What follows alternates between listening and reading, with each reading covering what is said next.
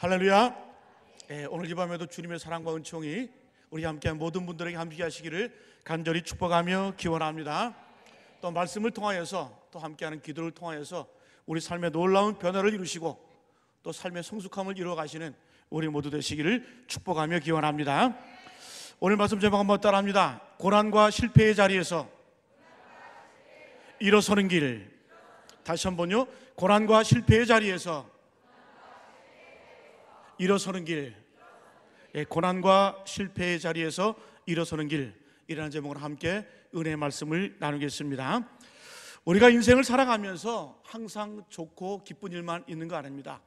때로는 슬픔도 있고 또 아픔도 있습니다. 또 내가 감당할 수 없는 그러한 일들을 경험할 때가 참 많이 있습니다. 우리가 이러한 일들을 겪게 되는데 이것은 개인적인 뿐만 아니라 또 공동체, 국가적으로도 이러한 일들을 겪을 수 있다는 겁니다. 올해가 광복 몇 주년입니까? 71주년이죠. 그죠?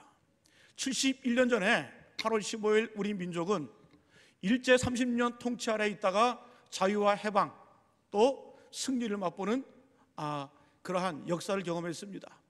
그런데 이 광복이 우리에게 승리를 주고 기쁨을 주고 자유와 해방을 안겨다 주었지만은 그 이전에 우리는 나라를 빼앗긴 민족으로서 암흑의 시대를 살아가면서 고통과 압제 가운데 고통을 당했습니다. 국가적인 차원에서 개인적으로도 고통을 당했지만은 국가적으로도 수많은 고난과 실패를 경험을 했습니다.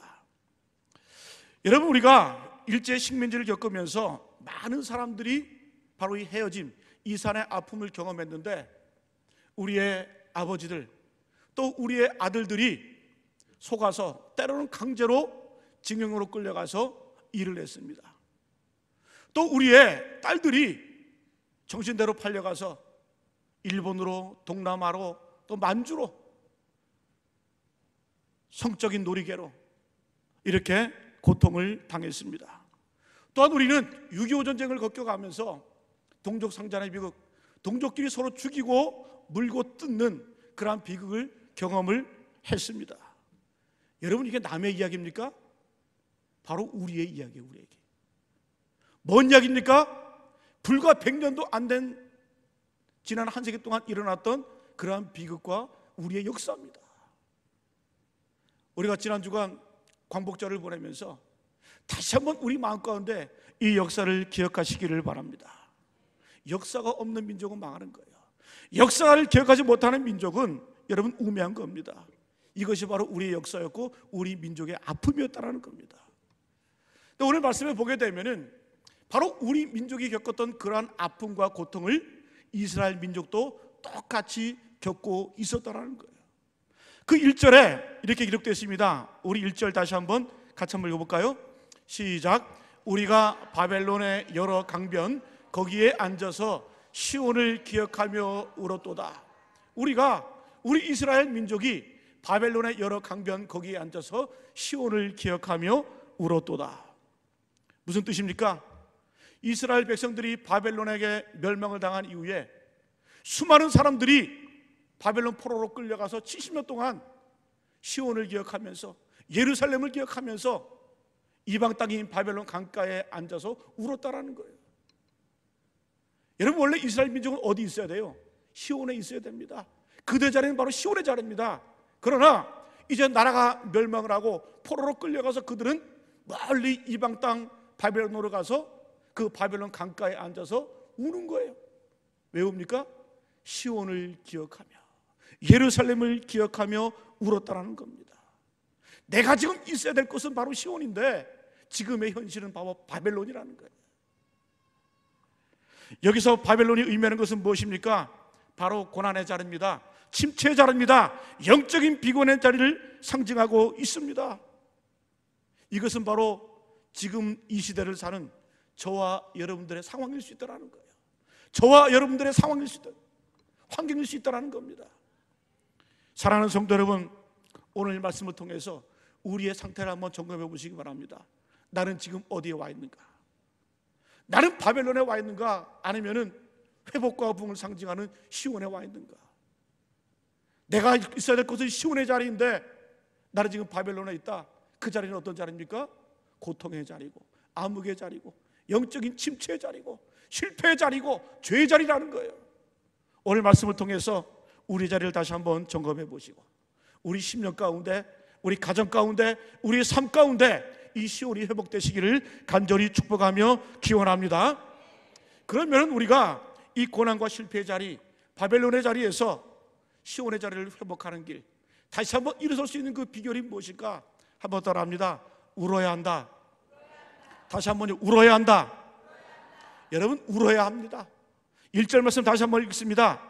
시작. 우리가 바벨론의 여러 강변 거기에 앉아서 시온을 기억하며 울었도다. 자, 다시 한번 말씀드리면 이스라엘 민족은 지금 어디에 와 있는 겁니까? 포로로 끌려와서 나라가 망했어요. 나라가 산산이 무너졌습니다. 그리고 그들은 포로로 끌려와서 바벨론 강가에 앉아서 울고 있는 겁니다.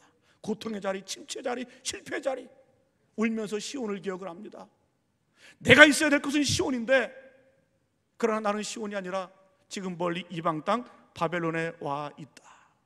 바로 고난과 실패의 자리에 있을 때에 이스라엘 민족이 하나님을 향해서 제일 먼저 한 일이 뭐냐? 울었다라는 거예요. 시온을 기억하며 울었도다. 여러분, 그렇습니다. 우리가 이 땅을 살아가면서 바로 지금 이 나의 상황이, 나의 가정의 환경이, 나의 삶의 배경이 때로는 바벨론의 자리에 있을 때가 있더라는 거예요. 그것이 죄의 자리일 수가 있고, 고난의 자리일 수 있고, 아픔의 자리일 수 있고, 내가 감당할 수 없는 그런 슬픔의 자리일 수가 있다라는 겁니다. 그때 우리는 어떻게 해야 됩니까? 우시기 바랍니다. 시온을 기억하며 울었도다. 우리가 이 자리에 나왔습니다. 기도하러 나왔죠, 그죠? 기도하기 이전에 우리가 무엇이 회복이 돼요? 내 영적인 상태를 바라보면서 울 수 있어야 된다는 거예요. 내 가정을 바라보면서, 내 삶의 상태를 바라보면서 울 수 있어야 된다. 울면서 기도할 수 있어야 영적인 회복과 승리가 우리에게 주어지는 줄로 믿습니다. 여러분, 예수님도 우셨어요. 자기에게 다가오는 많은 무리를 바라보시면서 예수님은 민망히 여기시고 불쌍히 여기시고 눈물을 흘리셨습니다. 그 눈물은 어떤 눈물이었을까요? 연민의 눈물이었습니다. 그들의 삶의 자리를 보니까 너무 안타깝고 아프고 힘든 거예요. 성경에 나오는 예수님을 향해서 나온 그 무리들, 무리라는 뜻은 바로 이 오클로스, 민중들, 힘없고 가난하고 오갈 데 없고 자기 주권이 없고 성전에 가서 제사할 수 없는 그런 힘없고 가난한 사람들, 그들은 성전에 갈 수 없게 누구한테 옵니까? 광야에 계신 예수님께 나오는 거예요. 예수님은 그들을 바라보시면서, 여러분, 무리라는 똑같은 말이 데모스라는 말이 있는데, 이 데모스는 자기 권리가 있는 사람들이에요. 성전에서 제사할 수 있는 사람들이에요. 그들은 예수님을 찾지 않았어요. 성전 가서 하나님께 예배하면 됐고 회개 제물 드리면 됐습니다. 그러나 오클로스, 가난하고 소외되고 병들고 자기 권리가 없는 사람들, 성전에 함부로 나갈 수 없는 그런 사람들은 예수님을 바라보며 예수님께 나갔다는 거예요. 예수님은 그들을 바라보시면서 우셨습니다. 왜요? 그들의 삶의 자리를 바라보면서. 여러분, 내 이웃들을 바라보면서 우시기 바랍니다. 나의 삶의 상태를 바라보면서 우시기 바랍니다. 여러분, 목회자도 눈물이 살아있어야 돼요. 성도들의 삶의 자리를 바라보면서. 여러분, 모세도 울었습니다. 모세, 특별히 민족을 위해서 울었다라는 거예요.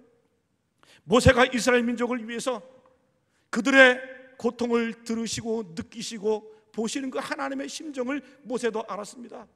똑같이 모세도 그들의 동족 민족의 아픔을 바라보면서 울었습니다. 그 울음을 통해서 이스라엘 민족은 회복이 되었고 다시 한번 부흥과 승리를 경험하게 된 줄로 믿습니다. 홍해가 그들 가운데 가로놓였을 때 그는 기도했습니다. 백성들이 물이 없어 외칠 때에, 원망할 때 모세는 기도했습니다. 울면서 기도했습니다. 아말렉과 싸울 때 민족이 풍전등과 같은 그러한 위기 상황 가운데 모세는 울었습니다. 다시 말씀드리면 민족과 나라를 위해서 울어야 됐다. 여러분, 다니엘도 보십시오. 다니엘도 나라가 다 망하고 모든 백성이 바벨론에 잡혀갔습니다. 그때 다니엘은 예루살렘을 향해서 무릎을 꿇고 3번 하나님께 기도하고 울었습니다. 무엇을 위해서? 다니엘은 총리이기 때문에 자기 혼자 호의호식하면서 먹고 살 수 있었어요. 그럼에도 불구하고 그는 고통당하는 민족 앞에서, 민족의 현실 앞에서 예루살렘을 향해서 울면서 기도했다라는 겁니다. 바벨론 포로로 끌려간 느헤미야, 그도 페르시아 제국의 술관원장으로서 민족이 없어도 그는 배부르게 살 수가 있었어요. 걱정 없이 살 수 있었습니다.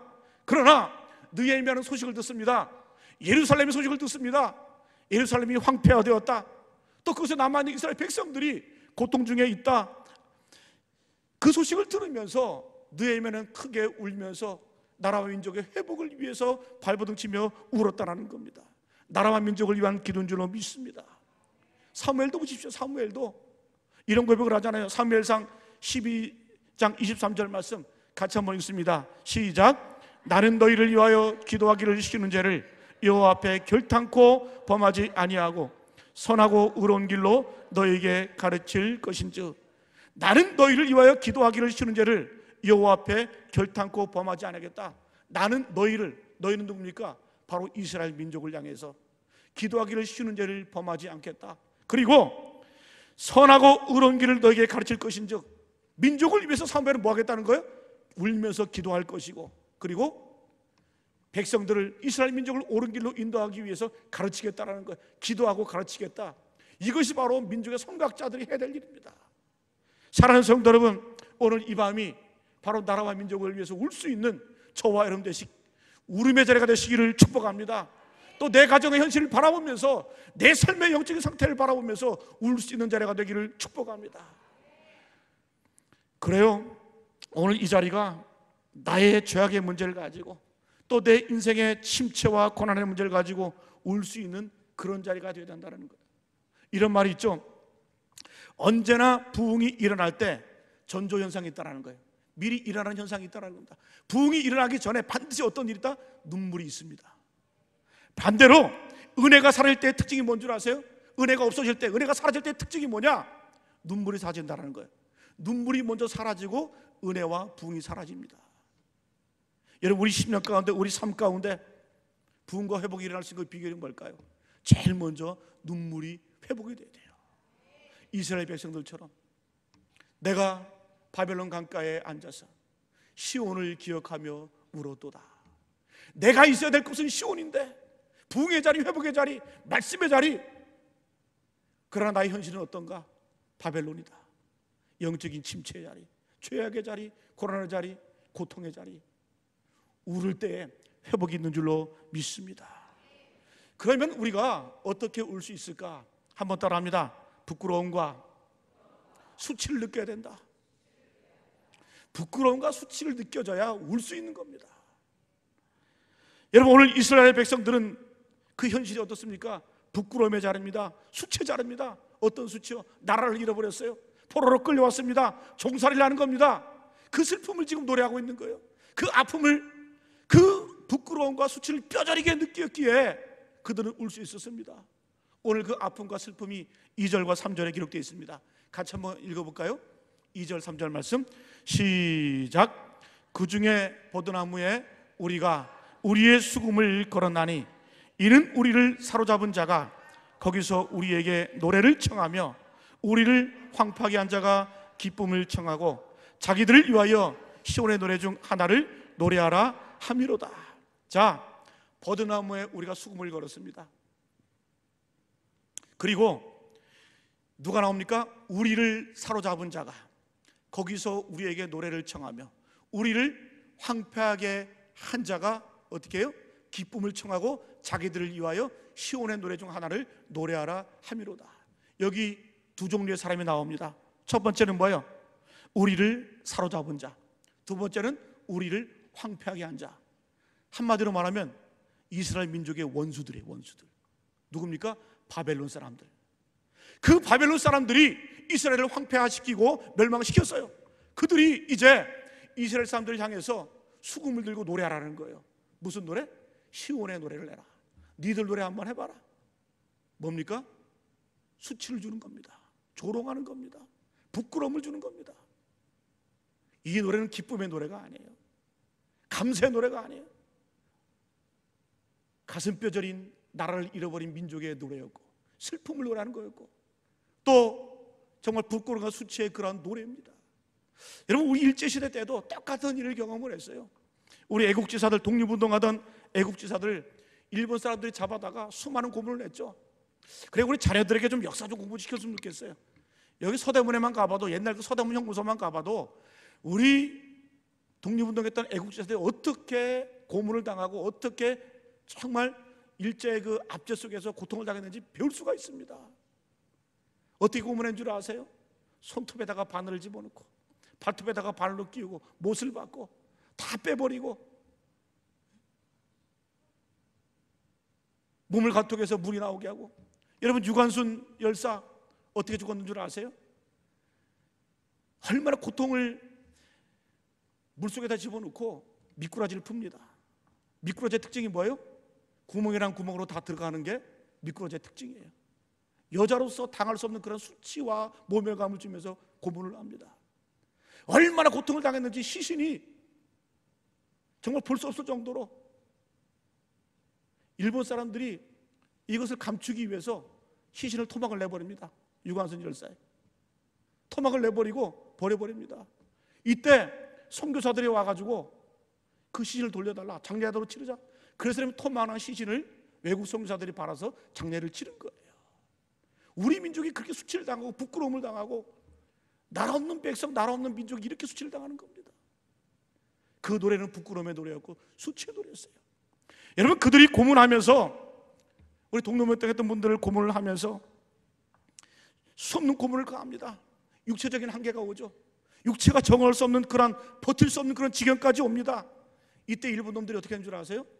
야, 니들 조선 노래 한번 해봐. 너희들 노래 한번 해봐라. 이것은 무슨 노래입니까? 왜 노래하라는 거예요? 노래하면 내가 아픔을 조금 경감해 줄게, 고문 조금 덜 해줄게. 노래해보라는 거예요. 육체적인 한계가 있기에, 아픔이 있기에 수많은 우리 애국지사들은 그 육체적인 고통을 경감하기 위해서 노래했습니다. 일본 놈들 앞에서. 해방이 된 이후에 그분들이 기억하는 게 뭔 줄 아세요? 고문당한 거 부끄럽지 않다라는 거예요. 뭐가 부끄러워요? 내가 일본 놈들 앞에서 그거 못 참아가지고 일본 놈들 앞에서 노래한 거. 그것이 마음이 아프고 그것이 한이 되고 그것이 천추의 기억으로 남는다라는 거예요. 오늘 여러분 바벨론 포로로 끌려간 이스라엘 백성들, 그들을 멸망시키고 그들을 황폐했던 그 사람들이 이스라엘 민족에게 요구하는 거예요. 기쁨을 청하면서 자기들을 위해서 노래 한번 해봐라. 너희들 시온의 노래 중 한번 해봐라. 우리 민족도 그런 아픔과 고통을 겪었습니다. 여러분 우리가 언제 울 수 있는 줄 아세요? 가장 부끄러움을 느낄 때, 가장 수치를 느낄 때 우리는 울 수 있다는 거예요. 오늘 여러분 우리의 심령의 상태, 영적인 상태를 정말 처절하게 돌아보시기 바랍니다. 또 나의 삶의 자리를, 나의 가정의 자리, 내 삶의 현실을 바라보면서 처절하게 부끄러움을 느끼시고 수치를 느낄 때 우리 가운데 눈물이 있게 된다는 거예요. 울 수 있다는 겁니다. 여러분 오늘 2절과 3절의 이 말씀은 바로 나라를 빼앗긴 그 부끄러움을 당하는 이스라엘 민족의 노래를 소개하고 있습니다. 최고의 수치를 당하고 있는 겁니다. 수치를 느껴야 됩니다. 지금 나의 영적인 상태는 어디 와 있는가? 시온인가 바벨론인가? 내 영적인 상태가 바벨론이라고 한다면, 내 삶의 현실이, 나의 삶의 정황들이 내가 지금 바벨론에 머물고 있다고 한다면 우리는 어떻게 해요? 시온을 기억하며 울어야 된다는 거예요. 시온을 기억하며 울었도다. 오늘 이 밤이 우는 자리가 되기를 축복합니다. 눈물은 축복입니다. 눈물은 은혜입니다. 눈물이 없다고 하는 것, 은혜가 사라졌다는 거예요. 두 번째, 고난과 실패 자리에서 일어서는 길 한번 따라합니다. 기도하고 예배하라. 다시 한번요. 기도하고 예배하라. 우리가 울어서는 울어야 되지만 그 울음으로 그쳐서는 안 된다는 거예요. 그 자리에서 기도하고 일어서고 예배해야 된다는 겁니다. 4절 말씀 같이 한번 읽어봅니다. 4절 말씀 시작. 우리가 이방 땅에서 어찌 여호와의 노래를 부를까? 우리가 이방 땅에서 어찌 여호와의 노래를 부를까? 이방 땅은 어디입니까? 바로 바벨론 강가입니다. 바벨론이라는 그 현실 앞에서 우리가 어떻게 여호와의 노래를 부를까? 내가 지금 죄악의 자리에 있다, 고통의 자리에 있다, 부끄러움 자리에 있다, 수치의 자리에 있다. 그러나 우리는 노래해야 된다는 거예요. 누구를 노래하라? 여호와를 노래하라. 기도하고 노래해야 됩니다. 여러분, 우리의 수치심을, 우리의 부끄러움을 기도로 극복하시기를 축복합니다. 여러분, 예수님의 제자 베드로 수제자로서 예수님을 3번이나 부인했습니다. 심지어 저주까지 했어요. 예수님을 저주했습니다. 그때 여러분, 닭이 3번 울 때에 베드로는 애통하며 울었습니다. 자기의 그 현실이 바로 바벨론이에요. 그의 영적인 상태를 되돌아보면서 부끄러움을 느끼며 수치를 느끼면서 그는 울었습니다. 그가 울 때에, 기도할 때에 십자가가 회복이 되었고 부활이 회복이 되었고 기도의 능력이 회복된 줄로 믿습니다. 여러분, 나중에 베드로가 어떻게 변했는지 한번 보세요. 베드로 전서 5장 8절 말씀에 같이 한번 읽습니다. 시작. 근신하라, 깨어라, 너희 대적 마귀가 우는 사자같이 두루다니며 삼킬 자를 찾나니. 베드로가 외친 게 뭡니까? 근신하라, 깨어라. 이 말은 뭐예요? 깨어서 기도하라는 거예요. 근신하면 기도하라는 겁니다. 그는 실패도 경험했습니다. 주님을 배신했습니다. 주님을 저주까지 했습니다. 죄악의 자리까지 내려갔습니다. 회복할 수 없는 그런 자리까지 내려갔지만은, 그러나 그는 울었고 기도했고 그는 기도의 사람으로 변화되었다는 거예요. 여러분, 기도의 능력이 있는 줄로 믿습니다. 여러분, 사도행전 3장에 보면은 이 베드로와 요한이 제9시 기도 시간에 성전에 올라가면서 나면서 안전병이 된 자를 고칩니다.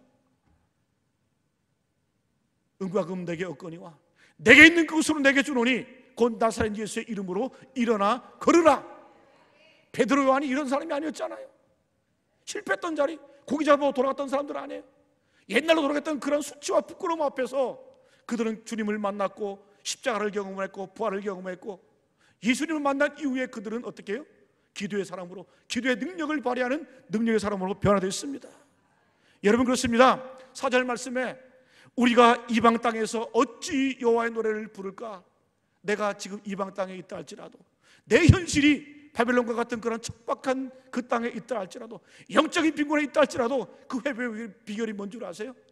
울면서 기도하는 겁니다. 여호와를 노래하는 겁니다. 예배하는 겁니다. 이 예배를 통해서 우리 심령이 회복되게 되는 줄로 믿습니다. 여러분, 그래요. 그것이 바로 기도예요. 회복의 근거가 바로 기도라는 겁니다. 기도가 무엇일까? 저는 히스기야의 기도를 통해서 그 기도의 지혜를 배울 수 있다고 생각을 합니다. 아수르 왕 사네립이 그 아수르 대제국, 아시리아 제국의 큰 18만 5천 명의 이 대군을 이끌고 사네립 왕이 직접 이제 이스라엘을 멸망시키기 위해서, 유다를 멸망시키기 위해서 이제 전진해 옵니다. 이때 히스기야 왕은 당할 힘도 없고 싸울 힘도 없고, 이제 그 아수르 왕 사네립이 그의 신하 랍사게를 보내서 이스라엘 말로 조롱하고 수치감을 주는 겁니다. 이때 히스기야가 이제 풍전등화 같은 그 민족의 현실 앞에서 어떤 기도를 드리는지 같이 한번 읽어봅니다. 이사야 37장 14절로 17절 말씀, 시작. 히스기야가 그 사자들의 손에서 글을 받아보고 여호와의 전에 올라가서 그 글을 여호와 앞에 펴놓고 여호와께 기도하여 이르되, 그들 사이에 계신 이스라엘 하나님 만군의 여호와여, 주는 천하만국의 유일하신 하나님이시라. 주께서 천지를 만드셨나이다. 여호와여, 귀를 기울여 들으시옵소서. 여호와여, 눈을 뜨고 보시옵소서. 사네립이 살아계시는 하나님을 회방한 모든 말을 들으소서. 자, 이 짧은 기도에 기도의 비밀, 기도의 지혜가 담겨져 있습니다. 자, 사네립 왕이 이제 그 히스기야 왕을 협박하며 조롱하면서 사신을 보내서 편지를 보내는데, 이 히스기야는 그 편지를 보면서 슬픔에 빠집니다. 절망에 빠집니다. 그리고 어떻게 해요? 그 편지를 들고 여호와의 전으로 가서 여호와 앞에 놓고 기도하는 내용이 바로 오늘 말씀의 내용이에요.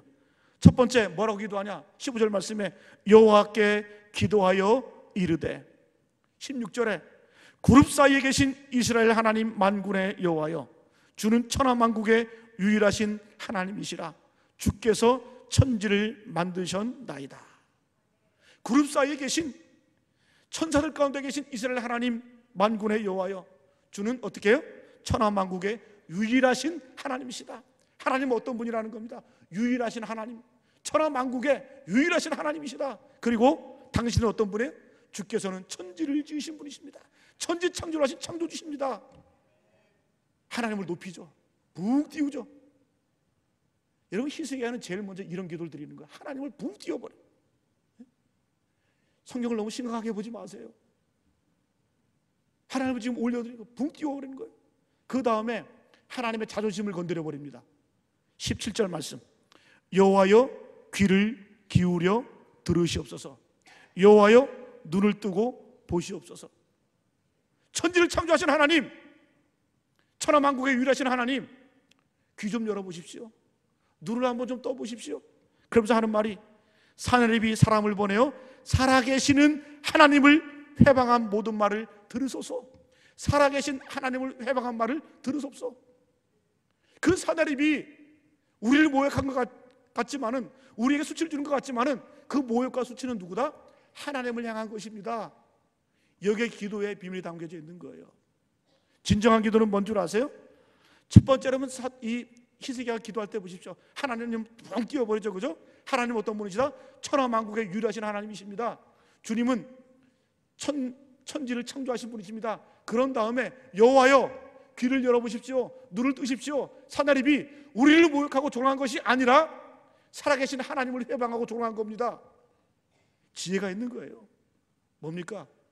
원래 싸움은 누구와 싸움이에요? 히스기야와 아수르 왕의 싸움입니다.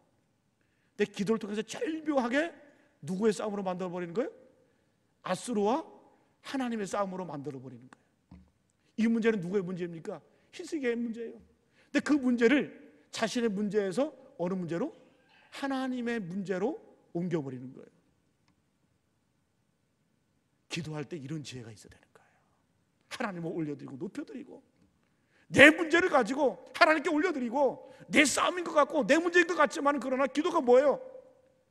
내 문제였던 것을 하나님의 문제로 돌려드리고, 내 싸움인 것 같았지만은 하나님의 싸움으로 바꾸어 버리는 것, 이게 바로 기도의 능력이라는 겁니다. 오늘 여러분 기도하실 때 내가 기도하는 모든 문제가 내 거인 것 같고 내 상황인 것 같고 나의 현실인 것 같지만, 그러나 기도하는 그 순간 바뀌어 버리는 거예요. 누구의 문제로? 하나님의 문제가 되는 거예요. 하나님의 싸움이 되어버리는 겁니다. 오늘 히스기야 기도가 바로 우리의 기도가 되기를 바랍니다. 그래서 이 사다립이 협박했던 그 협박문이 바로 바뀌어버린 거예요. 뭘로? 기도문으로 바뀐 겁니다. 협박 리스트, 기도 리스트로 바뀌어버린 거예요. 여러분, 다윗도 그렇게 기도했잖아요. 시편에 보면은, 주여 주를 위해서 일하십시오. 주를 위해서 싸우십시오. 전쟁은 하나님께 속한 겁니다. 왜 지들이 싸우고 하나님 전쟁은 하나님께 속해 있다고? 뭐 이게? 하나님의 싸움으로 바꿔버리는 거예요. 기도하면서 나를 위해서 일하지 마시고 당신의 이름을 위해서 싸우십시오. 시편 24편 여러분 잘 아시잖아요. 여호와는 나의 목자시니 내가 부족함이 없으리로다. 그가 나를 푸른 풀밭에 누이시며 쉴만한 물가로 인도하시는도다. 내 영혼을 소생시키시고 누구 이름을 위하여? 자기 이름을 위하여 의의 길로 인도하시는도다. 누구 이름? 자기 이름. 하나님의 이름을 위하여 우리를 인도해달라는 거예요. 하나님의 이름을 위하여 우리를 푸른 초장으로 인도해달라는 거예요. 하나님의 이름을 위하여 당신의 이름을 걸고 우리를 보호해달라는 겁니다. 이게 바로 기도라는 거예요. 기도. 여러분, 그렇습니다. 어디서나 기도할 수 있고 어디서나 예배할 수 있는 줄로 믿습니다. 우리가 이방 땅에서 어찌 여호와를 노래할까? 바벨론 포로로 끌려간 이스라엘 민족들 이렇게 외치는 거예요. 우리가 이방 땅에서 어찌 여호와를 위하여 노래할 수 있을까? 그 실패의 자리에서 노래할 수 없다라는 거예요. 그러나 이건 역설입니다. 노래하라는 거예요. 예배하라는 거예요. 찬미하라는 거예요. 이스라엘 백성들은 실패를 경험하면서, 민족이 망하는 걸 경험하면서, 그 이전까지는 그들이 어떤 하나님을 믿는 줄 아세요? 자기 민족을 위한 하나님, 자기 민족만을 위한 하나님, 우리를만을 위한 하나님으로 믿었어요. 절대적으로 배척하는 그러한 이타적인, 배타적인 그러한 선민의식을 가지고 살았어요. 그런데 나라가 망하고 보니까 뭘 깨달은 거예요? 아, 하나님은 우리 민족만의 하나님이 아니시구나. 세계를 다스리고 섭리하시고 우리가 생각했던 것보다 더 크신 하나님, 그분이 바로 우리 하나님이시구나. 이걸 깨달은 겁니다. 여러분, 고난의 자리에 있습니까? 바벨론에 있습니까? 내가 이방 땅에서 어찌하여 노래를 부를까? 내가 이 실패 자리에서 어떻게 노래할 수 있을까? 노래하라는 거예요. 어떤 하나님을 만나시고 내가 생각했던 것보다 더 크신 하나님, 더 큰 능력의 하나님, 그 하나님을 만나고 그 하나님을 찬양하라는 겁니다. 기도하고 예배할 때에 우리 가운데 새로운 회복과 부흥이 있게 되는 줄로 믿습니다. 예수님 당시에도 이러한 편견이 있었어요. 요한복음 4장에 보면은 사마리아 수가성 여인과 예수님의 대화가 나옵니다. 그때 사마리아 수가성 여인이 하는 고백이 들어보세요. 4장 20절 요한복음 같이 한번 읽습니다.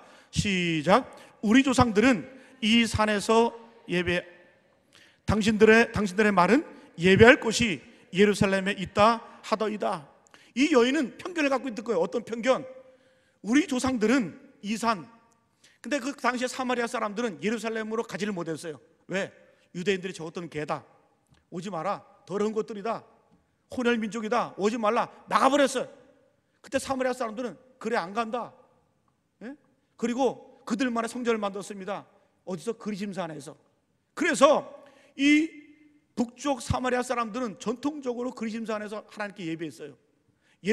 유대인들은 어서요? 오늘 말씀에 나오는 것처럼 유대인들은 예루살렘에 있다, 예배할 곳이 예루살렘에 있다 하더이다. 그때 주님이 뭐라고 말씀합니까? 21절 말씀에 같이 보겠습니다. 시작. 예수께서 이르시되 여자여 내 말을 믿으라. 이 산에서도 말고 예루살렘에서도 말고 너희가 아버지께 예배할 때가 이르리라. 예수님의 요점은 뭡니까? 이 산도 아니다, 예루살렘도 아니다, 너희가 아버지께 예배할 때가 이르리라. 이 말은 뭡니까? 내가 주님을 만나면 그 어디나 예배의 장소가 될 수 있고, 그 어디나 하나님을 찬양하는 찬양의 장소가 될 수 있고. 그래서 여러분 사도행전 16장 말씀에 사도 바울과 실라가 빌립보 감옥에서 하나님을 찬양하고 기도하죠. 감옥이었지만 그것이 예배 자리였다라는 거예요. 그때 어떤 기적이 일어납니까? 착고가 풀리고 결박이 풀어지는 역사를 경험하게 됩니다. 그것이 바로 구원의 장소가 되었고 기적의 장소가 되었다라는 거예요. 바로 여러분, 기도와 예배는 우리 인생의 막힌 담을 뚫는 그런 역사가 있는 줄로 믿습니다. 기도와 예배 능력이 뭔 줄 아세요? 막힌 것을 뚫어버리는 거예요. 요로걸석이 요로걸석. 올해는 우리 교인분들 중에 이 요로걸석 걸린 분들이 많아요. 제가 신방을 병원 신방을 2분으로 했어요. 이름을 안 밝히겠습니다. 기영옥 권사님하고 그리고 우리 정인규 권사님 2분이 요로결석을 걸려서 제가 2분 신방을 갔는데, 우리 기영옥 권사님을 이렇게 보니까 그 방광에 정말 요만하더라고요. 정말 작더라고요. 새카만데 되게 날카로워. 근데 그 작은 게 걸리니까 막 견딜 수가 없는 거예요. 여러분, 이 결석이 혈관을 막고 이 통로를 막아서 고통을 느끼는 거 아니에요, 그죠? 근데 그 조그만 거 하나 들어가 있는데 막혀버리니까 고통을 느끼는 거예요. 그런데 저는 제가 일생 살면서 가장 큰 결석을 하나 봤어요. 돌을 봤어. 우리 정기규 권사님 돌. 와, 이만해. 구슬만해. 그래서 아예 제거를 하다 못해 아예 그분 쓸개를 떼어내 버리셨더라고요. 저는 그만한 돌을 본 적이 없어요. 그러니까 제가 정기규 권사님한테 그랬어요. 권사님, 이거는 최소한 30년은 수도를 해야 나올 수 있는 살이라고. 참 도량이 참 넓으신 것 같다고. 권사님, 얼마나 기도를 많이 하셨으면 수십 년 기도해 이 정도는 나오는데 그걸 또 요즘 다 보관하더라고. 이렇게 다 몸에 있는 돌. 저는 그렇게 큰 돌 처음 봤어요. 여러분, 그게 뭡니까? 그걸 깨트려야 돼요. 네? 막혀진 것들을 깨트려야 뚫리는 겁니다. 여러분의 영적인 상태도 마찬가지입니다. 영적인 침체, 막혀있는 그런 담들을 기도와 예배로 뭘로 뚫을 거예요? 기도밖에 없습니다. 예배밖에 없습니다. 울면서 기도하고 예배할 때에 막힌 담들이 뚫어지는 겁니다. 그런 역사가 일어나는 줄로 믿습니다. 첫 번째는 뭐예요? 울라. 두 번째는 기도하고 예배하라. 마지막 한번 따라합니다. 은사를 가지고 사명을 감당하라. 은사를 가지고 사명을 감당하라. 5절과 6절 말씀 한번 읽어봅니다. 5절 6절 말씀 시작. 예루살렘아, 내가 너를 잊을진대 내 오른손이 그의 재주를 잊을지로다. 6절. 내가 예루살렘을 기억하지 아니하거나 더 즐거워하지 않을진대 내 혀가 내 입천장에 붙을지로다. 자, 5절 보니까 예루살렘아, 내가 너를 잊을진대 내 오른손이 그의 재주를 잊을지로다. 이방 땅에서 포로로 끌려와서 실패와 좌절을 경험합니다. 그때 하는 말이 뭐예요? 나의 재주까지 잊어버렸다는 거예요. 나의 은사까지 잊어버렸다는 거예요. 여러분, 이 말은 뭐냐? 재주를 잊을지로다, 잊어버리라는 얘기가 아니라 그 재주를 다시 한번 사용하라는 거예요. 노래하고 재주를 사용하고 마지막 내 혀가 내 입천장에 붙을지로다. 이 말은 뭐예요? 노래가 사라졌다는 얘기예요. 이거는 여러분 역설입니다. 반대로 생각하시면 되는 거예요. 내가 내 입을 벌려서, 혀를 벌려서 하나님을 찬양하고 찬양하라, 이런 외침이라는 겁니다. 여러분, 그렇습니다. 우리가 인생 가운데 아픔이 있고 고통이 있고 실패가 있습니다. 그때 어떻게 돼요? 더 은사를 가지고 사용하고 내 아픔이 사명이 될 수 있도록 우리가 노력을 해야 된다는 거예요. 다윗의 인생 가운데 그런 마음에 많은 아픔이 있었죠. 그런데 그 다윗은 기도를 통해서, 또 그의 회복을 통해서 아픔이 사명으로 변했고 아픔이 축복으로 변했습니다. 예전에 제가 말씀드린 것처럼 다윗은 그의 인생 가운데 두 가지 큰 위기를 겪었습니다. 첫 번째, 가장 큰 슬픔 중에 하나는 뭐였냐? 자기가 가장 사랑했던 아들 압살롬이 자기를 반역을 했어요. 죽이려고 달려들었어요. 칼을 들고 쫓아왔습니다. 또 백주대낮에 그 다윗의 아내, 아버지의 아내들을 겁탈을 했습니다. 그가 사랑했던 그 압살롬, 그 아들이 자기에게 칼을 들고 죽이려고 달려올 때 그 아버지의 마음은 어땠을까? 여러분, 그 압살롬이 죽었을 때에 다윗은 통곡을 합니다. 반역을 했지만은 내 아들 압살롬아, 내 아들 압살롬아, 차라리 내가 죽었으면 좋았을 것을, 내 아들 압살롬아. 이게 여러분 아버지의 마음이에요. 아비의 마음입니다. 그런 슬픔 앞에서 그 사랑했던 아들을 잃은 그 다윗은 그 슬픔 앞에서 절망하지 않고 하나님께 기도했습니다. 울었습니다. 그때 하나님은 어떻게 변화시켜 주세요? 압살롬 대신에 솔로몬을 그에게 주셨다라는 거예요. 압살롬은 죽었지만, 압살롬은 잃어버렸지만은, 그러나 하나님의 성전을 지을 솔로몬을 그에게 선물로 주셨다라는 겁니다. 두 번째, 다윗의 그 인생의 슬픔 중에 하나는 사무엘상 24장에 보면 다윗이 인구조사를 합니다. 교만에서, 단에서 부엘세바까지, 나라 시작부터 끝에서까지 내가 다스리는 이 영토 인구가 얼마나 될까? 교만한 마음에 조사를 하죠. 하나님께 재앙을 받습니다. 어떤 재앙? 하루아침에 이스라엘 민족 7만 명이 전염병으로 죽습니다. 이때 다윗은 울부짖습니다. 하나님, 차라리 나와 내 아버지 집을 멸하여 주십시오. 이 백성들이 무슨 죄입니까? 차라리 나와 내 아비의 집을 멸해 주십시오. 이때 하나님께서 뭐라고 말씀합니까? 속죄의 제를 드려라, 번제를 드려라. 그때 이 다윗은 아라우나 타작마당을 사서, 여부스 사람 그 아라우나 그 타작마당을 사서 하나님께 제사를 드립니다. 번제를 드립니다. 속죄의 제물을 드립니다. 그것이 어떤 뭐가 됩니까? 하나님의 성전을 짓는, 예루살렘 성전이 들어서는 터가 되는 겁니다. 민족의 슬픔 앞에서, 자기의 죄 때문에 백성들이 죽어가는 그런 슬픔 앞에서, 실패 앞에서 그는 울었고 회개했습니다. 그때 하나님 뭘로 바꿔주시는 거예요? 그 성전의 터가 되는 놀라운 귀한 땅으로 하나님께서는 바꿔주셨다는 거예요. 여러분, 이것이 바로 기도의 능력이고 예배의 능력이고, 또 여러분, 우리의 아픔이 변하여 우리의 사명을 감당할 때 그 아픔이 도리어 우리의 사명이 되는 줄로 믿습니다. 우리 지난번 부흥회 때 오신 전도사님, 얼마나 인생에 그 아픔이 있습니까? 고통이 있습니까? 절망입니까? 그러나 울면서 기도했을 때 하나님께서 어떻게 해요? 슬픔을 기쁨으로, 아픔을 인생의 만족으로 바꿔주셨다는 거예요. 어떻게 했을 때? 하나님 앞에 시온을 기억하며 울었도다. 울었습니다. 그리고 기도할 수 없는 상황이었고 예배할 수 없는 상황이었지만은, 그러나 기도하고 예배했을 때 그런 회복이 되었습니다. 그리고 끝까지 자기의 은사를 가지고 사명 감당했을 때 하나님 어떻게 해요?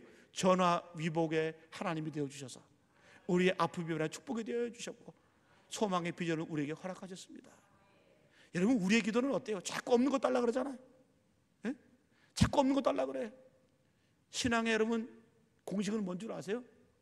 없는 거 달라 그러지 말고 있는 것 가지고 기도하면서 쓰임받고 사용하면은 하나님이 없는 것도 주시는 거예요. 이게 바로 신앙의 여러분 원칙입니다. 자꾸 없는 것 달라 그러지 말고 있는 것 가지고 충성하고 하나님께 쓰임받으며 사용할 때에 하나님께서는 없는 것도 도와주시는 그러한 축복을 우리에게 주실 줄로 믿습니다. 오늘 말씀을 정리하겠습니다. 여러분, 이스라엘 백성들 바벨론 강가에서, 바벨론 강가는 어떤 자리입니까? 실패의 자리고, 침체의 자리고, 나라에 이른 슬픔의 자리고, 고통의 자리고, 수치와 부끄러움의 자리였습니다. 나는 시온을 기억하며 울었도다. 오늘 이 밤이 여러분들의 시온을 기억하며 우는 밤이 되시기를 축복합니다. 시온을 기억하며 울었도다.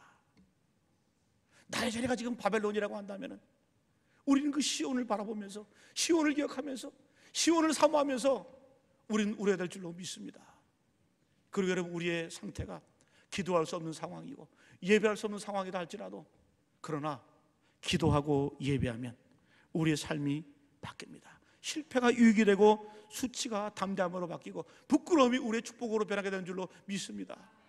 그리고 있는 자리에서 최선을 다해서 나의 은사를 가지고 사용할 때에 하나님께서 더 큰 능력으로, 더 큰 축복으로 그 예비하신 놀라운 축복과 은혜를 우리에게 베풀어 주신 줄로 믿습니다. 오늘 이 밤이 우는 자리가 되고, 또 기도하고 예배하는 자리가 되고, 또 하나님의 사명을 감당할 수 있는 그러한 다짐과 결단의 자리가 되시기를 축복하며 기원합니다.